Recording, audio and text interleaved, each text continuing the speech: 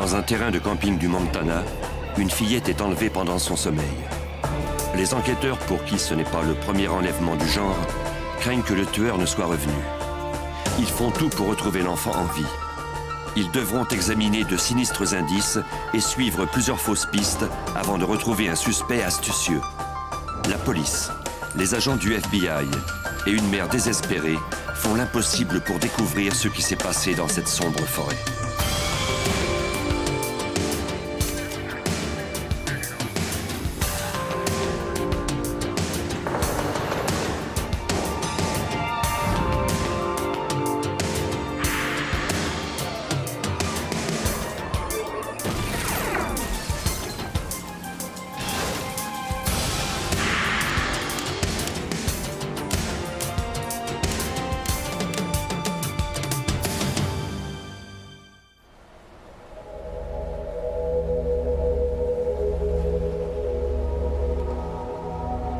Dans cet épisode, certains noms ont été changés.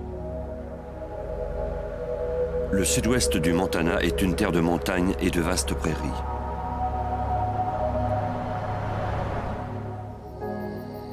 En juin 1973, la famille Yeager partit du Michigan pour visiter le Montana. Marietta Yeager était folle de joie à l'idée d'explorer l'Ouest avec sa famille. Bill Yeager, un ouvrier de l'automobile, avait pris un mois de vacances pour cet important voyage. Pour Susie, âgée de 7 ans, c'était les premières vacances en famille.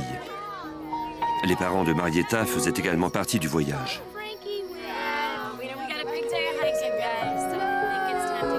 Le dimanche 24 juin, les Yeager se préparaient à passer leur dernière nuit dans le parc Headwaters du Montana. Le lendemain, ils devaient poursuivre leur route vers l'ouest. L'aîné de la famille dormait dans la caravane, alors que les 4 plus jeunes dormaient dans leur propre tente.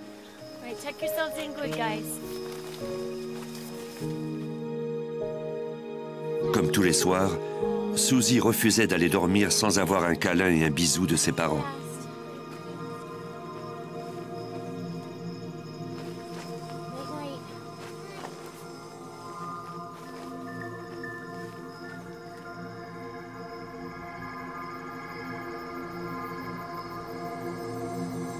La température était fraîche, mais les Yeager n'en dormaient pas moins paisiblement.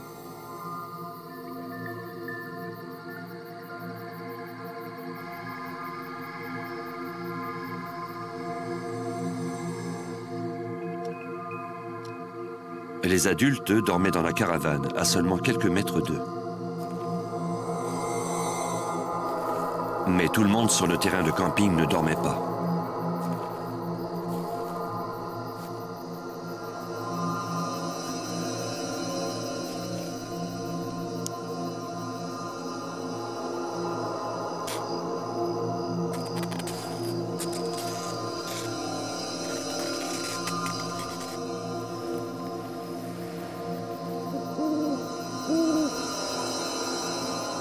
Vers 4 heures du matin, la brise éveilla Heidi, 13 ans. Elle remarqua qu'il y avait un trou dans la tente. Puis elle s'aperçut que Susie n'était plus là. Effrayée, elle alla trouver ses parents.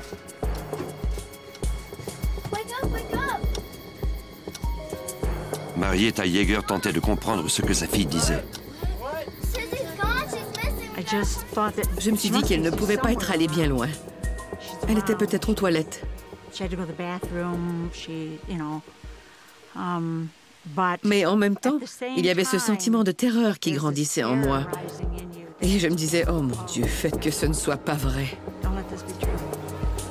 Je me rappelle avoir pensé que je faisais un mauvais rêve et que rien de tout cela n'arrivait pour de vrai.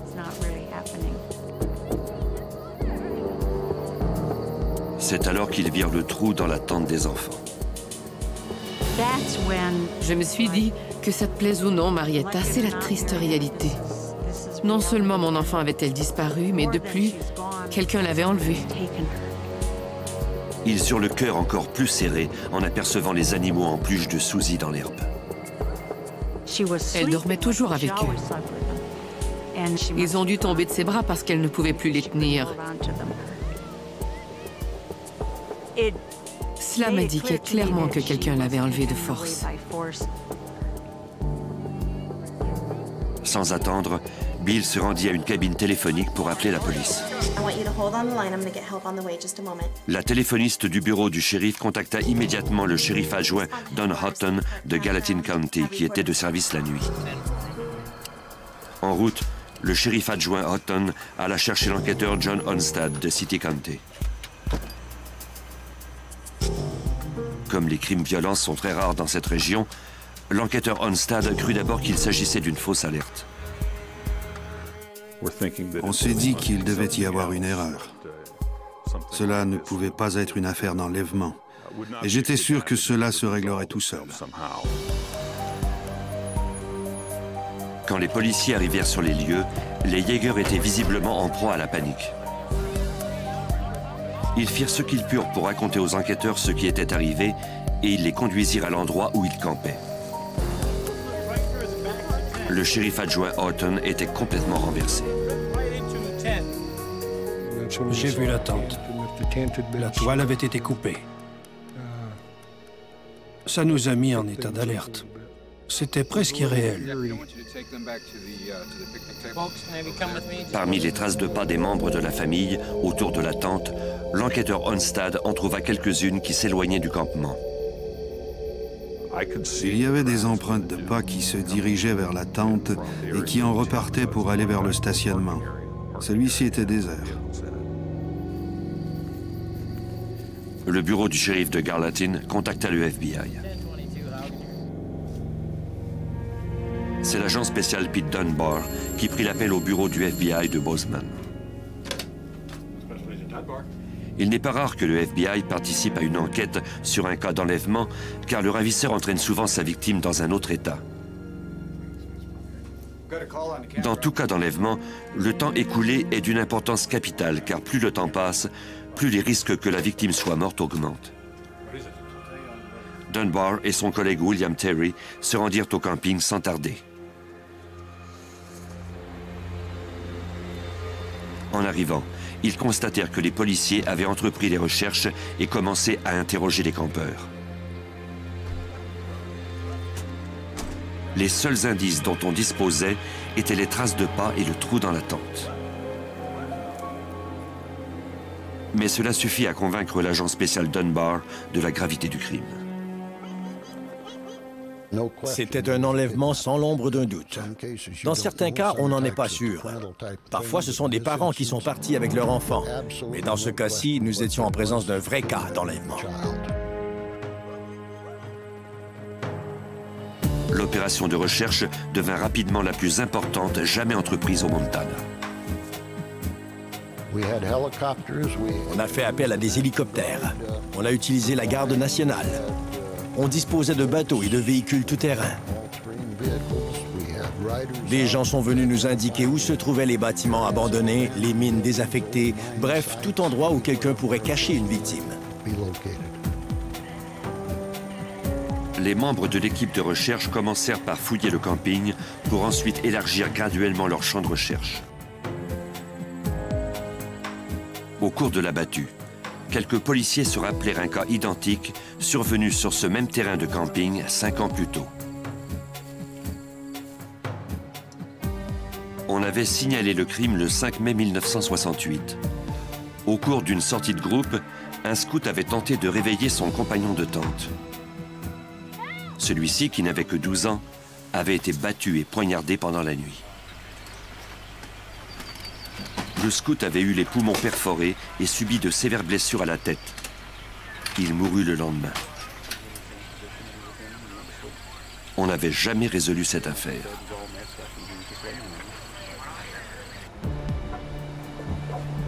Les agents à la recherche de Susie en vinrent à se demander si le meurtrier n'avait pas frappé de nouveau. Pendant qu'on poursuivait les recherches, des policiers se mirent sur la piste de suspects potentiels. Ils commencèrent par examiner les dossiers des criminels sexuels qui vivaient dans les environs. On demanda à ceux qui n'avaient pas d'alibi de se soumettre au détecteur de mensonges, comme nous le raconte l'agent Dunbar. On a trouvé 3 ou 4 suspects dans le secteur. Ces types avaient été jugés coupables par le passé d'agression sexuelle d'enfants. On s'est concentré sur l'un de ces types en particulier. L'examinateur a interrogé le suspect sur ses activités pendant la nuit de la disparition de Susie. Bien que leur usage soit contesté, les détecteurs de mensonges mesurent les variations dans la fréquence cardiaque, dans la respiration et le degré de transpiration des gens qui mentent. Le suspect déclara ne pas se souvenir de ce qu'il avait fait au cours de cette nuit. Les résultats du test ne furent pas concluants. Dans l'espoir d'obtenir plus d'informations, les agents envoyèrent le suspect à un hôpital psychiatrique des environs pour qu'il soit interrogé sous l'effet de sodium amital, connu aussi sous le nom de sérum de vérité. Ce barbiturique détend le sujet. Il devient ainsi moins méfiant et plus enclin à parler. Sous l'effet de cette drogue, la plupart des gens sont incapables de mentir. Quand le sérum commence à agir, le suspect sembla très détendu et il recouvra la mémoire. Il s'est rappelé ce qu'il avait fait au moment de l'enlèvement. Il était allé à Butte. Or, des gens de Butte ont corroboré son alibi. On l'a donc éliminé de la liste des suspects. Les espoirs de procéder à une arrestation rapidement furent anéantis. La police et le FBI se tournèrent vers le public. Des centaines de citoyens alarmés appelèrent pour fournir des informations de partout au Montana. Des policiers devaient vérifier toutes ces pistes. Une personne en particulier pressa les autorités d'interroger un individu de 25 ans de Manhattan au Montana, car elle le trouvait étrange. L'individu, un entrepreneur, était déjà connu de la police. Rien dans son comportement ne paraissait suspect. Comme beaucoup de gens au sein de la population, il offrit son aide à la police. Une semaine après la disparition de Susie, un homme téléphona à la maison d'un policier de Gallatin County. C'est la femme du policier qui prit l'appel. L'homme au bout du fil déclara être le ravisseur de Susie. Il exigeait qu'on lui laisse une rançon de 50 000 $ dans une gare routière de Denver. Pour confirmer qu'il détenait vraiment la fillette, il mentionna la forme particulière des ongles des 2 index de l'enfant.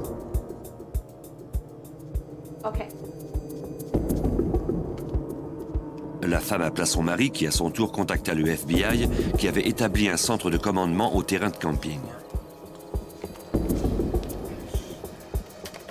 L'agent spécial Dunbar parla au Jaeger de la demande de rançon.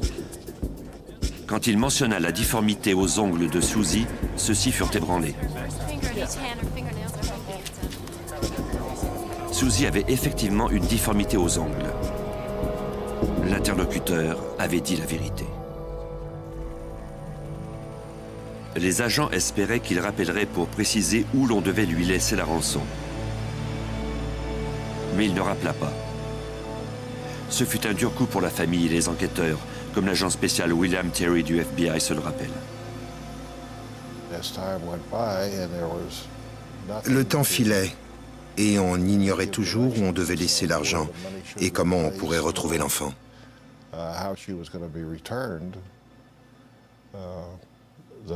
Ça nous a fichu un coup. Voir les policiers fouiller les rivières du parc à la recherche du corps de leur fillette fut une expérience pénible pour les Jaegers. Mais ils ne perdaient pas espoir. Je me suis engagée, en tant que mère, à ne pas renoncer, à continuer de croire qu'elle était toujours en vie. Je ne cesserai de m'accrocher à mon espoir que lorsqu'on m'aurait montré des preuves concrètes de son décès.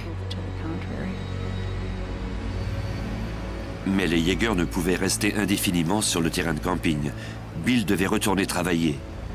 Après plus d'1 mois, La famille rentra donc chez elle. Il m'a été très difficile de partir et de quitter cet endroit où je l'avais vu pour la dernière fois. Malgré les efforts des autorités, on n'avait pas retrouvé le ravisseur. Bientôt, c'est lui qui trouverait Marietta.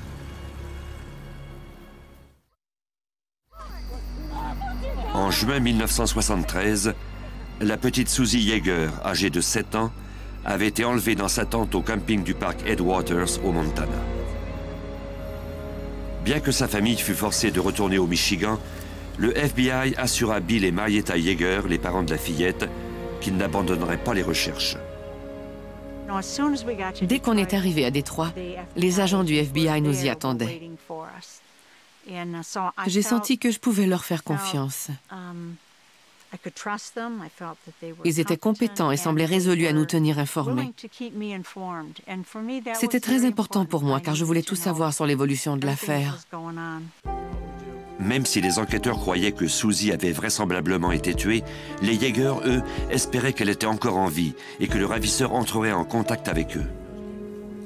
Le FBI demanda à l'entreprise de télécommunications de retracer tout appel du ravisseur. Ils demandèrent aussi aux Yeager de brancher une enregistreuse sur leur téléphone. Je me suis obligée à rester à la maison pour répondre au téléphone. J'ai dû m'absenter une seule fois. C'était pour aller chercher mon fils à l'école, parce qu'il devait être raccompagné par quelqu'un qui ne s'était pas présenté. Je n'étais sortie que pour 10 minutes quand le ravisseur a appelé.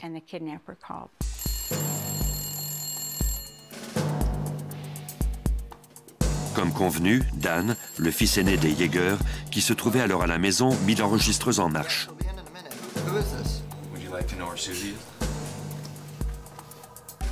Dan supplia le ravisseur de libérer Susie. Le ravisseur se plaignit du fait que la police et le FBI enquêtaient sur l'affaire. Il déclara qu'il ne pouvait pas remettre Susie en liberté, car il serait à coup sûr capturé. À peine quelques secondes plus tard, Marietta rentra à la maison. Danny venait de raccrocher. En voyant son expression, j'ai tout de suite compris. Il n'a pas eu à me dire qu'il venait de parler au ravisseur. Je l'avais deviné. Cet appel avait été enregistré, mais il était impossible de déterminer de qui il s'agissait. Quelques mois s'écoulèrent sans nouvelles pistes ni appels. Puis, 8 mois après l'enlèvement de Susie, le bureau du shérif de Gallatin County reçut le rapport d'une disparition. Une jeune femme de 19 ans de Manhattan s'était volatilisée à seulement 15 km du terrain de camping où Susie avait disparu. Inquiète, sa mère dit aux policiers tout ce qu'elle savait.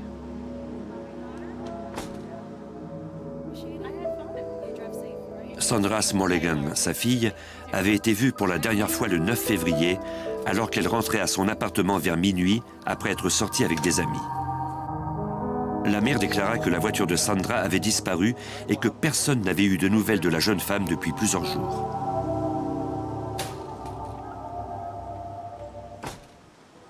Comme presque tout le monde dans cette petite ville, les policiers connaissaient Sandra. Ils ouvrirent une enquête sur sa disparition et se mirent à la recherche de sa voiture. Le policier Don Horton de Gallatin County, qui travaillait toujours sur l'affaire Susie Yeager, participa à cette autre enquête. On m'a assigné à un secteur situé au nord-ouest de la ville de Manhattan. C'était un assez grand secteur. Nous devions sillonner toutes les routes du comté, les chemins de gravier et les rangs à la recherche de la voiture. Sur un ranch abandonné de Horseshoe Hills, Horton remarqua des traces de pneus récentes sur un chemin de terre. Puis il remarqua quelque chose de suspect.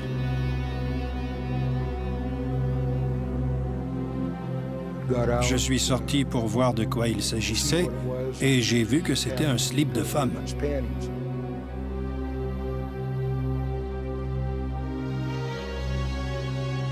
Horton voulut vérifier dans la grange qui se trouvait juste à côté.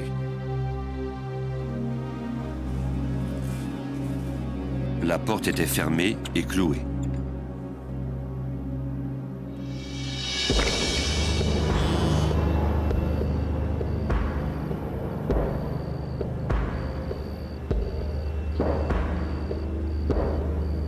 l'intérieur, il trouva une voiture recouverte d'une bâche et de débris.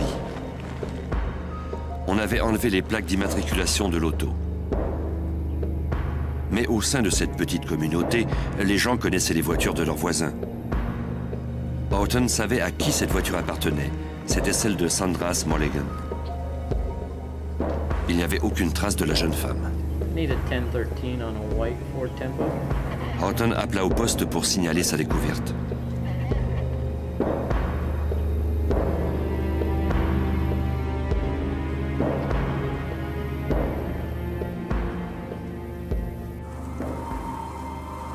Des policiers, des collègues du bureau du shérif et des volontaires ratissèrent les 13 km² entourant la grange. Lors d'opérations de recherche en ligne droite, les secouristes identifièrent des indices potentiels. 2 jours après le début des recherches, une personne examina un bidon de 200 litres trouvé dans un champ. On s'en était servi pour brûler quelque chose. Parmi les morceaux de bois calcinés, on trouva des fragments d'os. En fouillant bien, on a trouvé des ossements sur environ 70 mètres. La plupart étaient en très petits morceaux. Ils avaient été brisés, cassés et brûlés. En tout, on recueillit plus de 1200 fragments d'os. Un médecin légiste détermina qu'il s'agissait d'os humains et que certains d'entre eux provenaient vraisemblablement d'une femme adulte. Par des examens des dents et de l'os de la mâchoire, on put identifier Sandra Smallegan. L'enquêteur John Onstad craignait que le meurtrier de Sandra ne soit celui qui avait enlevé Susie Yeager. On a commencé à faire des liens entre les deux affaires. Sans doute parce que c'est le genre de crime qui ne se produit jamais ici. Les enquêteurs qui travaillaient sur les 2 cas partageaient leur repas avec un civil qui les interrogeait sans relâche sur les progrès de l'enquête. David Masterson était un ex-Marine et un entrepreneur très connu dans la région. Beaucoup de gens le trouvaient étrange. Au début de l'enquête, on avait interrogé Masterson à propos de la disparition de Susie. L'agent Don Horton n'était pas sans savoir que les individus qui affichent de la curiosité à propos d'un crime y sont souvent mêlés. David est venu nous voir à quelques reprises pour casser la croûte avec nous. Il était très curieux. On se méfiait de ce qu'on disait quand il était là, mais il voulait toujours se porter volontaire. Il nous avait proposé de nous aider à trouver la victime. Il était envahissant et ça nous agaçait. L'agent spécial Pete Dunbar du FBI se rendit compte que Masterson connaissait bien le secteur où l'on avait trouvé le corps de Sandra. On a vite mis le nom de David sur la liste des suspects, parce qu'on savait qu'il connaissait très bien Horseshoe Hills. On a aussi appris qu'il avait déjà fréquenté Sandra Smallegan. Les enquêteurs demandèrent à Masterson de se soumettre au détecteur de mensonges. Il accepta. Je fondais beaucoup d'espoir sur le détecteur de mensonges. Je l'avais déjà utilisé dans d'autres cas et j'avais constaté à quel point c'était un merveilleux outil. Il avait toujours fonctionné jusque-là. Au cours de l'examen, Masterson nia savoir quoi que ce soit à propos de l'enlèvement de Susie Yeager et du meurtre de Sandra Smallegan. Il confirma être sorti avec Sandra une seule fois et ajouta qu'elle avait refusé de le revoir par la suite.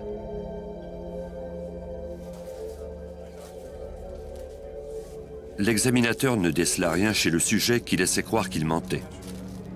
Comme il l'avait fait avec les autres suspects dans l'affaire Susie Yeager, les enquêteurs demandèrent ensuite à Masterson de bien vouloir se soumettre à un interrogatoire sous l'effet du sodium amital. À l'hôpital psychiatrique, sous l'effet du barbiturique, Masterson répondit calmement à toutes les questions qu'on lui posait. Il a répété exactement ce qu'il m'avait dit lors de son interrogatoire. Il n'a pas dérogé d'un iota. Il n'y avait aucune différence notable entre l'interrogatoire au bureau de la police et celui à l'hôpital psychiatrique. Nous nous sommes alors retrouvés à la case départ. Nous ne savions plus quoi faire. Nous étions découragés. Au printemps 1974, l'affaire connut un nouvel essor quand Dunbar rencontra l'agent spécial Patrick Mullaney, qui se spécialisait dans un nouveau champ d'expertise, le profil psychologique des criminels. Croyant qu'il pourrait aider, Mullaney demanda à voir le dossier de l'affaire Yeager.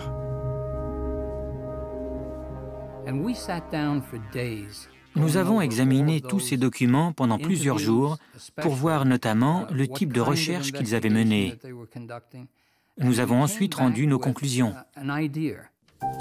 Pour les experts en profil psychologique, le fait que le ravisseur ait surveillé sa victime et l'ait enlevé aussi furtivement laissait croire qu'il avait subi un entraînement militaire. Il devait avoir un physique assez imposant pour porter cette fillette de 25 kilos dans ses bras, tout en l'empêchant de se débattre et de faire du bruit. Les experts croyaient que cet homme préférait la solitude. C'était vraisemblablement un schizophrène qui avait des difficultés relationnelles avec les membres du sexe opposé. Encore une fois, un suspect se démarqua du lot, David Masterson. Quand nous avons déclaré que David Masterson nous semblait un suspect vraisemblable, nous nous sommes butés à une certaine opposition du service de police local, de même que de la part des agents du FBI. Et cette opposition était fondée. Dès le début de l'enquête, il l'avait soumis à des interrogatoires. David les avait tous passés avec succès. Mais un schizophrène peut se dissocier de la réalité à un tel point qu'il peut mentir sans afficher le moindre stress et ainsi fausser les données. Les experts firent alors une prédiction. Le ravisseur appellerait Marietta Yeager 1 an jour pour jour après l'enlèvement.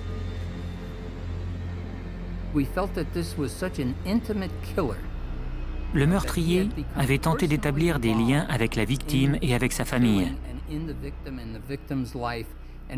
Nous avions l'impression qu'il chercherait, étant donné son état d'esprit, à souligner l'anniversaire de ce crime, comme on célèbre n'importe quel anniversaire.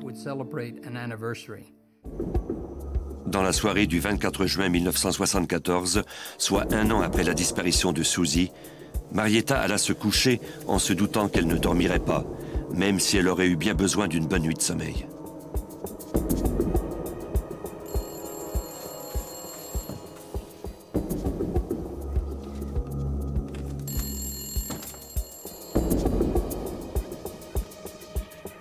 Elle courut vers le téléphone et l'enregistreuse en espérant enfin obtenir des réponses à ses questions.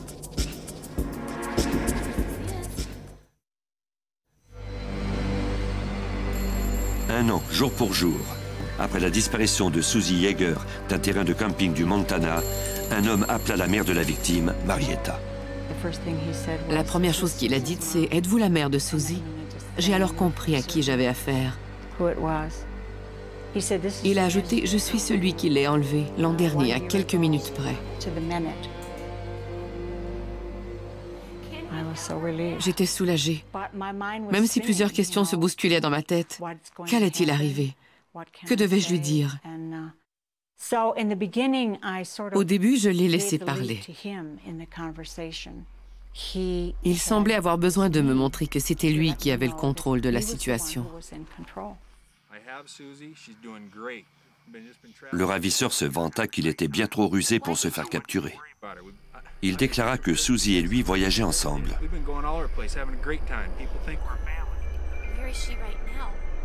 Marietta voulait une preuve que sa fille était encore en vie. Elle désirait lui parler. Le ravisseur déclara que la fillette n'était pas loin, qu'elle dormait dans son chalet. À ce stade-ci, je savais que mon mari avait pu aviser le FBI et que les agents tentaient de retracer l'appel. Il était donc crucial pour moi de le garder au bout du fil. Je voulais que le FBI le trouve avant qu'il n'ait le temps de s'enfuir. Marietta prit peu à peu le contrôle de la conversation. Elle déclara au ravisseur qu'elle avait prié pour lui. Elle ajouta qu'elle avait pitié de lui. Sa force et sa compassion eurent raison du ravisseur, comme se le rappelle Patrick Mullaney, psychologue au FBI. Elle a pu se maîtriser pendant plus d'1 heure en discutant ainsi avec l'homme qui avait enlevé son enfant. C'était incroyable. Le ravisseur a commencé la conversation avec une attitude de psychopathe typique, en lui disant qu'il était celui qui avait enlevé son enfant 1 an plus tôt, jour pour jour. Mais à la fin de cette heure, elle avait complètement renversé la vapeur, à un point tel qu'il n'était plus capable de raccrocher. Et quand il a fini par mettre fin à la conversation, il sanglotait. Des agents se rendirent chez les Jaeger, espérant que cet appel les conduirait enfin au ravisseur. À cette époque, les appels interurbains étaient relayés par diverses stations. Les employés de l'entreprise de télécommunications retracèrent l'appel. Il provenait de Sarasota, en Floride. Mais une défectuosité du système les empêcha d'obtenir des données plus précises. Les agents durent apprendre la mauvaise nouvelle aux Jaeger.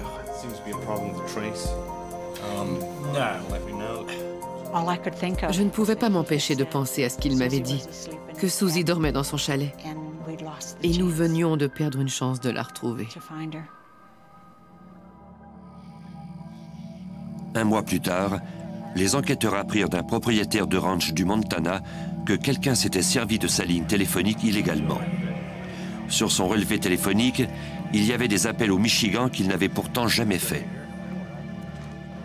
Sous les câbles téléphoniques, il avait aperçu des traces de pneus récentes qui ne correspondaient pas aux pneus de sa camionnette. Quand on lui demanda de fournir le nom des gens qui connaissaient bien son ranch, il déclara que David Masterson avait déjà travaillé pour lui. Les enquêteurs se souvinrent alors que Masterson avait été un spécialiste des télécommunications dans les Marines et qu'il savait donc comment utiliser une ligne illégalement. Les agents eurent recours à une nouvelle technique judiciaire, l'analyse de l'empreinte vocale.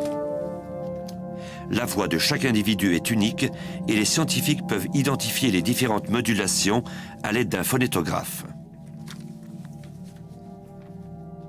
Les experts comparèrent la voix de l'appel à celle de Masterson sur l'enregistrement d'un interrogatoire. Ils conclurent que c'était le même individu. Les enquêteurs informèrent Masterson des résultats de l'analyse. Ils lui annoncèrent que les résultats indiquaient qu'il était vraisemblablement l'auteur de l'appel fait aux Jaeger 1 an après l'enlèvement. Masterson dit à l'agent Pete Dunbar que ces résultats ne l'impressionnaient guère. Il m'a répondu que certains de ses parents avaient exactement la même voix que lui. On lui a alors demandé de nous donner leur nom. Les enquêteurs convoquèrent Masterson et les membres de sa famille dont il avait mentionné le nom.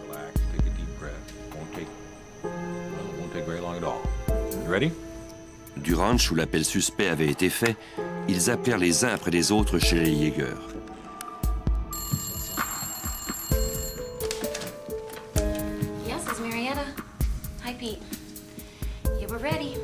Chacun des hommes s'identifia avec un chiffre et lut un extrait de la conversation entre Marietta et le ravisseur. I'm number 1.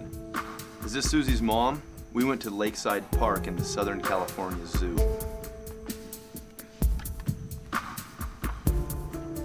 I'm number 2. Is this Susie's mom? We went to Lakeside Park in the Southern California Zoo.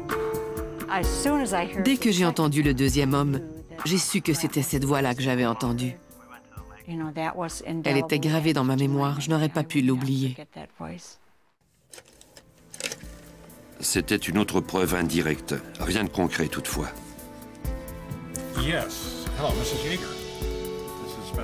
Les enquêteurs espéraient obtenir des aveux.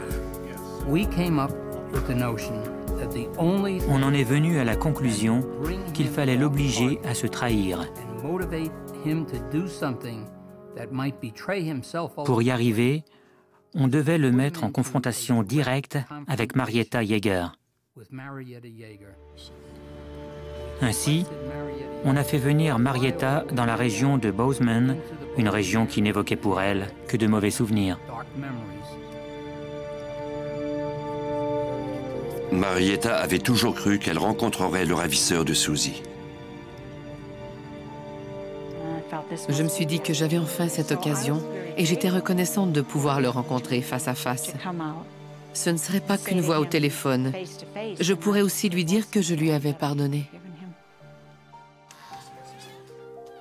Le matin du 12 septembre 1974, Marietta Yeager et David Masterson se rencontrèrent au bureau de l'avocat du suspect. Quelque chose au fond de moi me disait que c'était lui. Et quand je l'ai regardé dans les yeux, j'ai vu qu'il était atteint d'une maladie mentale. Ils parlèrent ensemble pendant plus d'1 heure. Marietta essayait de lui faire avouer son crime, mais il resta sur ses positions. Finalement, son avocat a dit qu'il croyait que c'en était assez. Il a ajouté « on a été coopératif ». Nous nous sommes alors levés en nous serrant la main. Cela m'a pris toute ma force pour renoncer. Je savais que c'était lui, et je ne voulais pas le laisser partir.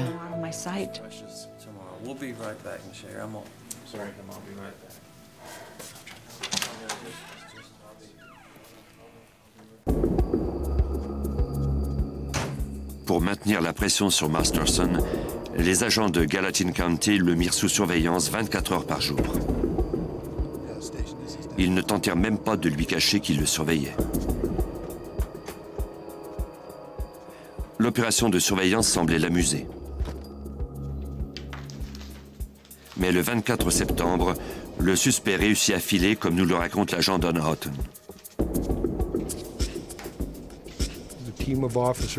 Les policiers l'ont vu entrer dans sa maison, mais il n'en est pas ressorti le lendemain matin. Nous sommes allés chez lui et nous avons frappé à sa porte. Il n'y avait personne. On a commencé à vérifier les endroits que fréquentait David. On est aussi allé à son lieu de travail, mais il n'y avait aucune trace de lui. Pendant que les autorités cherchaient Masterson, un homme appela chez les Yeager. C'était exactement 1 an après le premier appel du ravisseur, quand Marietta était partie chercher son fils. L'homme au bout du fil s'identifia comme étant Monsieur Travis. Dès que j'ai entendu sa voix, j'ai su que c'était lui. Il tentait de me convaincre, moi ainsi que le FBI, que le vrai ravisseur était un type de Salt Lake City, et non pas David, qui était considéré comme le suspect numéro 1 au Montana. Il ajouta qu'il pouvait prouver que Susie était en vie en la faisant parler au téléphone.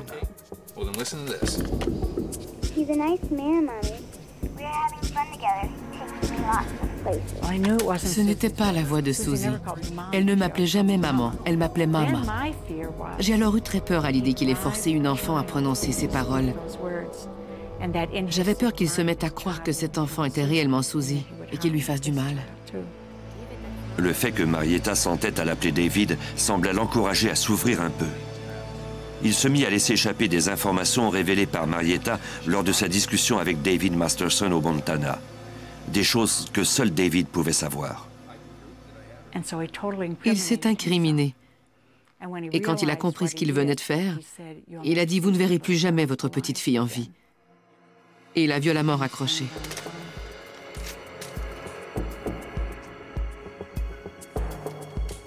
Marietta appela le FBI. Les autorités avaient pu retracer l'appel à une chambre de motel de Salt Lake City à plus de 600 km de chez Masterson. Mais quand les agents arrivèrent, il était déjà parti.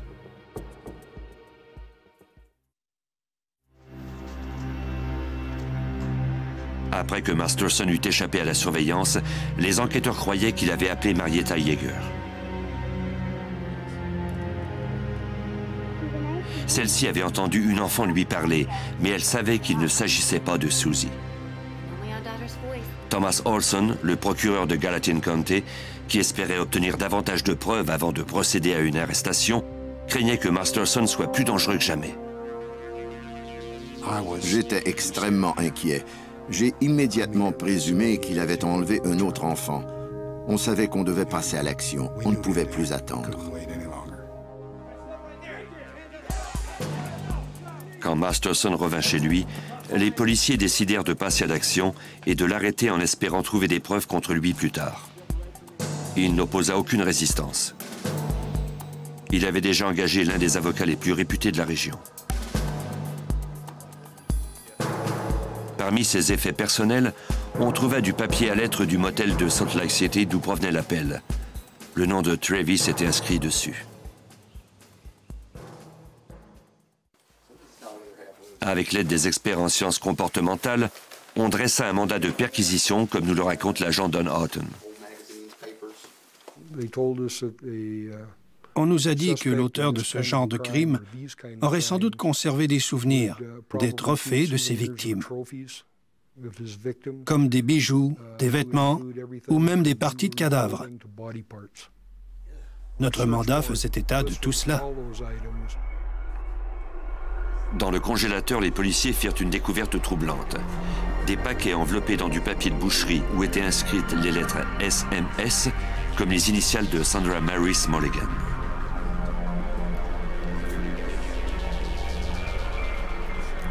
Ils trouvèrent ensuite une main dont 2 doigts avaient été sectionnés et placés dans la paume.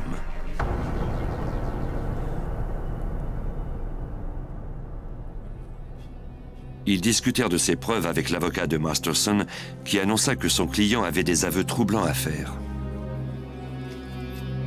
Il nous a dit que David allait se reconnaître coupable de 4 meurtres. C'était comme si j'avais reçu un coup sur la tête.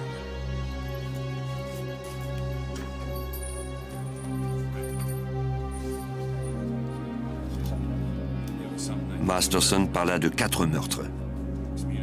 Il avait commencé en 1967.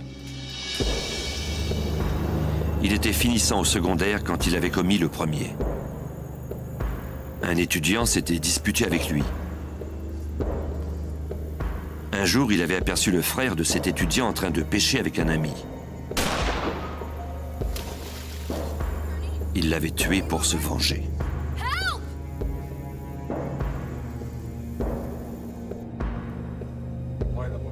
Masterson déclara que son deuxième meurtre était celui d'un scout au camping de Headwaters en 1968. Il avait commis ce crime pour mettre la troupe scout dans l'embarras car on l'avait évincé du groupe.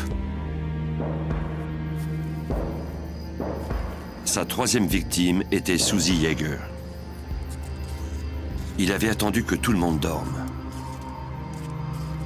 Il déclara qu'il avait emmené Susie au ranch de Horseshoe Hills, où les policiers trouveraient plus tard les os de Sandra Mulligan. Il l'avait étranglée, démembrée, et avait ensuite dispersé ses restes.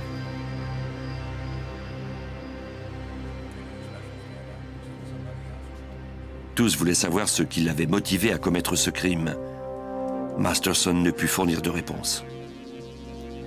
Il reconnut ensuite avoir tué Sandra Mulligan. Après qu'elle lui eut dit qu'elle ne le fréquenterait plus, il était entré chez elle par effraction.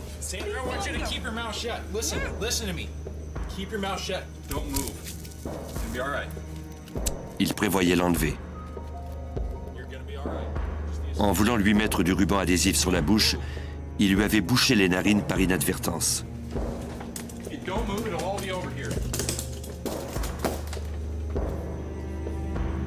Mais pendant qu'il ramassait les vêtements de Sandra Mulligan, celle-ci avait suffoqué.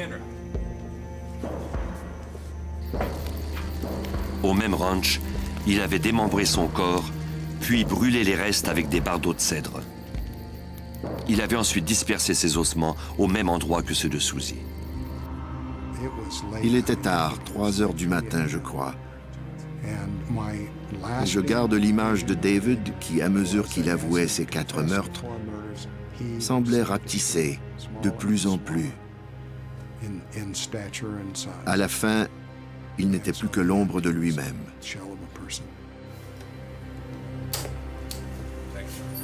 Des policiers le raccompagnèrent à sa cellule, mais le procès n'eut jamais lieu.